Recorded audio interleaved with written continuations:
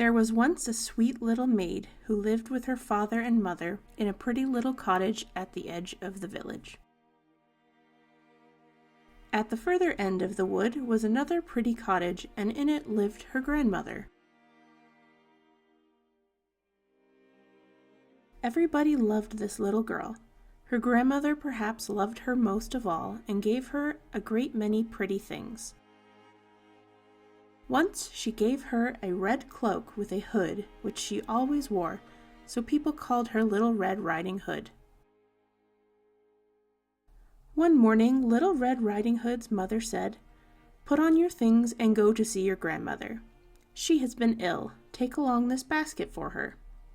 I have put in it eggs, butter, and cake, and other dainties." It was a bright and sunny morning. Red Riding Hood was so happy that at first she wanted to dance through the wood. All around her grew pretty wild flowers, which she loved so well, and she stopped to pick up a bunch for her grandmother. Little Red Riding Hood wandered from her path and was stooping to pick a flower when from behind her a gruff voice said, "Good morning, Little Red Riding Hood." Little Red Riding Hood turned around and saw a great big wolf.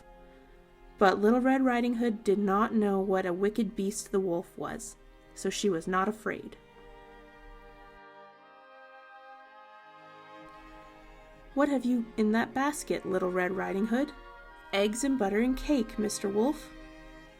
"Where are you going with them, Little Red Riding Hood?" "I'm going to meet my grandmother, who is ill, Mr. Wolf."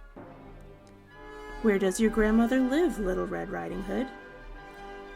"Along that path, past the wild rose bushes, then through the gate at the end of the wood, Mr. Wolf." Then Mr. Wolf again said, "Good morning," and set off, and Little Red Riding Hood again went in search of wild flowers.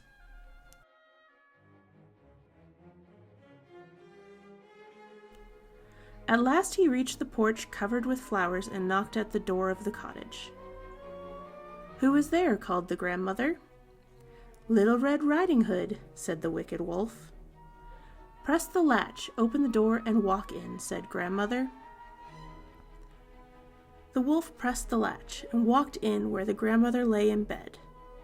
He made one jump at her, but she jumped out of bed into a closet. Then the wolf put on the cap which he had dropped and crept under the bedclothes. In a short while, Little Red Riding Hood knocked at the door and walked in, saying, "Good morning, grandmother. I have brought you eggs, butter, and cake, and here is a bunch of flowers I gathered in the wood." As she came nearer the bed, she said, "What big ears you have, grandmother." "All the better to hear you with, my dear." "What big eyes you have, grandmother." "All the better to see you with, my dear." "But grandmother, what a big nose you have."